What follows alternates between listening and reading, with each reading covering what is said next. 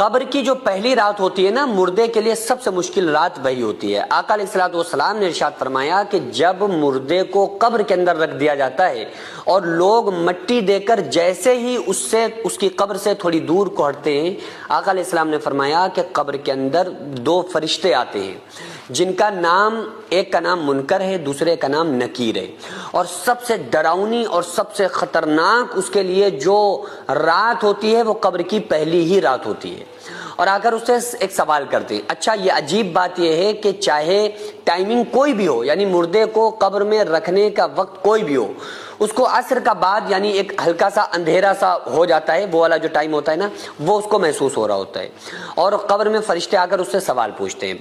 تو پہلا سوال تو عام طور سے آپ لوگوں کو پتہ ہی ہے، پہلا سوال پوچھتے ہیں من رب کا، تمہارا رب کون ہے، ما دینو کا، تمہارا دین کیا ہے، ما کنت تقول فی شان ھذا الرجل، بتاؤ آقا علیہ السلام کی شان کے بارے میں تمہارا کیا عقیدہ تھا۔ تو اس وقت جو قبر کے اندر مردے کو ایسے ہی اس کی روح کو اس کی باڈی کے اندر لوٹایا جاتا ہے، یعنی کہ ایسا نہیں ہوتا ہے کہ وہ اس کی روح کہیں چلی گئی اب اس سے سوال و جواب ہو رہے ہیں، نہیں نہیں نہیں، قبر میں اس کی باڈی کے اندر، اس کے جسم کے اندر اس کی روح کو واپس لوٹایا جاتا ہے، اور اس کے جسم کے اندر روح کو لوٹا کے اس سے پھر سوال و جواب پوچھے جاتے ہیں، اس سے اللہ کے بارے میں، دین کے بارے میں اور آقا علیہ السلام